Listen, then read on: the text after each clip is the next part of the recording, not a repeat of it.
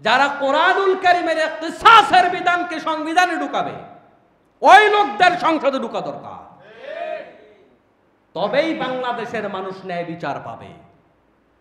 আমরা 53 বছর ন্যায় বিচার পাইনি। বিচার রিকশাওয়ালার হয়, বিচার ঠেলাওয়ালার হয়, বিচার কুলি মজুর মেথরের হয়।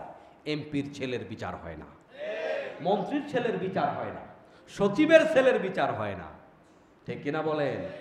এজন্য আল্লাহর কোরআনের বিধান, কিসাস যদি হয়, কিসাসের ফায়দা কি? 1 নাম্বার, অপরাধ প্রতিরোধ হবে চিরতরে। কিসাস যদি হয়, ন্যায় বিচার প্রতিষ্ঠিত হবে। কিসাস যদি হয়, নিহতের পরিবার সান্ত্বনা পাবে যে আমার ভাই হারাইছি কিন্তু আমি একটা ন্যায় বিচার পাইছি। কিন্তু আজকে আমাদের সমাজে কত পরিবার আহাজারি করে, আমার স্বামী হারালাম, ভাই হারালাম, কিন্তু বিচারটা তো পাইলাম না। বিচার পাইলে সে স্বামী পাবে না, ভাই পাবে না, সন্তান পাবে না, কিন্তু মানসিক প্রশান্তি পাবে।